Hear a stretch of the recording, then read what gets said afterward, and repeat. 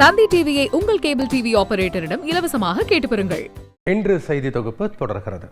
ஆஸ்திரேலியாவைச் சேர்ந்த விஞ்ஞானிகள் கொசுக்களால் ஏற்படும் கொடிய நோய்களை எதிர்த்து போராடுவதற்கு எதிராக ஒரு புதிய ஆயுதத்தை உருவாக்கியுள்ளனர். இது பற்றி துறைசார் வல்லுநருடன் சிறப்பு செய்தியாளர் ரஞ்சித் நடத்திய கலந்துரையாடல் இது. உலகம் முழுவதும் கொசுக்களால் பரவும் மலேரியா, ஜிகா, டெங்கு போன்ற நோய்களால் ஆண்டுக்கு சுமார் 7 லட்சம் பேர் உயிரிழக்கின்றனர். கடந்த 2024ஆம் ஆண்டில் இந்தியாவில் கொசுக்களால் பரவிய நோய்களால் 1,11,000 பேர் பாதிக்கப்பட்டு அதில் 160க்கும் மேற்பட்டோர் உயிரிழந்தனர். இந்த நிலையில் ஆஸ்திரேலியாவின் மக்காரி பல்கலைக்கழக விஞ்ஞானிகளின் கண்டுபிடிப்பு சர்வதேச ஆராய்ச்சியாளர்களையே வியப்பில் ஆழ்த்தியுள்ளது. டாக்ஸிக் மேல் டெக்னிக் என்று அழைக்கப்படும் இந்த தொழில்நுட்பத்தின் மூலம் மரபணு மாற்றம் செய்யப்பட்ட ஆண் கொசுக்களின் விந்தணுக்களில் நச்சுத்தன்மையுடைய புரதம் உற்பத்தியாகுமாறு வடிவமைக்கப்பட்டுள்ளது. இத்தகைய மரபணு மாற்றம் செய்யப்பட்ட ஆண் கொசுக்கள் பெண் கொசுக்களுடன் இனப்பெருக்கத்திற்காக சேரும்போது அவற்றின் விந்தணுக்களில் உள்ள நச்சுத்தன்மை வாய்ந்த புரதமானது பெண் கொசுக்களின் உடலுக்குள் சென்று அவற்றை கொன்றுவிடும். இவ்வாறாக பெண் கொசுக்களை மட்டுமே குறிவைத்து முழுமையாக அழிக்க திட்டமிட்டுள்ள விஞ்ஞானிகள் இதன் மூலமாக மனிதர்களுக்கு டெங்கு, மலேரியா, சிக்குன்குனியா போன்ற நோய்கள் பரவுவதற்கான வாய்ப்புகள் படிப்படியாக குறைந்துவிடும் என்று தெரிவித்துள்ளனர். நோய் பரப்பும் கொசுக்களை இயற்கை முறையில் கட்டுப்படுத்தும் ஆராய்ச்சியில் 18 ஆண்டுகள் பணியாற்றிய விஞ்ஞானி கேப்ரியல் பால்ராஜிடம் பேசினோம். இந்த மெத்தட்ல நல்ல ரிசல்ட் கிடைக்கணும்னா எத்தனை கொசுக்களுக்கு ஜெனடிக்கலி மாடிஃபை பண்ண வேண்டியிருக்கும்? ஆக்சுவலி இந்த ஜெனட்டிக்கலி மாடிஃபைடு மஸ்கிட்டோன்னு சொல்லும் போது உங்களுக்கு செலவு அதிகமா இருக்கும். ஆனா அது ஒவ்வொரு டெக்னிக்கை பொறுத்து இருக்குது. இப்போ ஸ்டிரைல் இன்செக்ட் டெக்னிக்னு ஒன்று இருக்குது.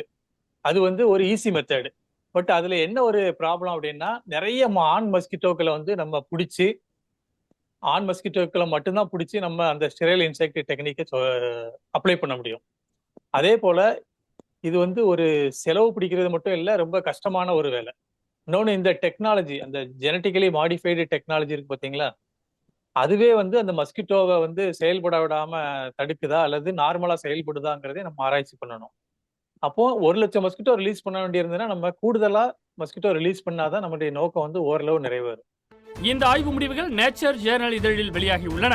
இருப்பினும் மரபணு மாற்றம் செய்யப்பட்ட கொசுக்களை காடுகளில் விடுவதற்கு முன்பாக பாதுகாப்பு சோதனை மிக முக்கியமானது என்று விஞ்ஞானிகள் கருதுகின்றனர். மரபணு மாற்றம் செய்யப்பட்ட ஆண் கொசுக்களை வைத்து பெண் கொசுக்களை கொல்லக்கூடிய இந்த மெத்தட் எந்த அளவுக்கு எஃபெக்டிவா இருக்கும்?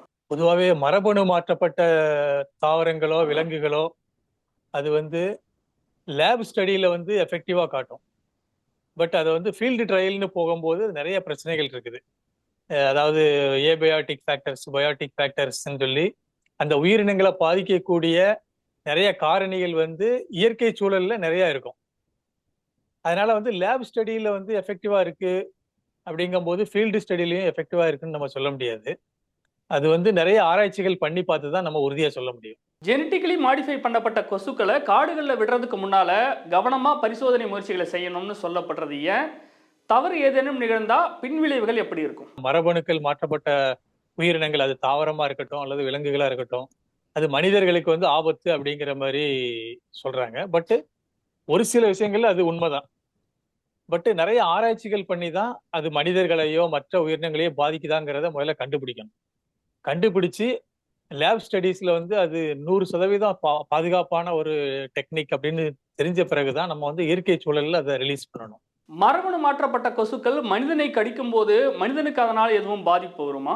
நம்மளை கடிக்கிறது ஃபீமேல் மஸ்கிட்டோ தான் நம்மளை கடிக்குது. ஆனா இந்த டெக்னாலஜில மேல் மஸ்கிட்டோஸ்ல தான் அந்த டெக்னாலஜியை ஊத்தி இதை செயல்படுத்துறாங்க. அப்போ ஃபீமேல் மஸ்கிட்டோ தான் நம்மளை கடிக்கிறதுனால ஃபீமேல் மஸ்கிட்டோவில் இந்த டெக்னாலஜி யூஸ் பண்ணல. மேல் மஸ்கிட்டோ நம்மளை கடிக்கிறது கிடையாது. அதனால மேல் மஸ்கிட்டோ கடிச்சு நமக்கு ஆபத்து வரும்னு சொல்லவும் முடியாது. கொசுக்களை உணவாக உண்ணக்கூடிய மற்ற பூச்சி இனங்களுக்கோ இல்ல பறவை இனங்களுக்கோ இதனால எதுவும் பாதிப்பு ஏற்படுமா? கொசுக்களை உண்ணக்கூடிய தவளைகள், அப்புறம் சின்ன பறவைகள், மற்ற பூச்சிகள்லாம் இருக்குது, மீன் இனங்கள் இருக்குது.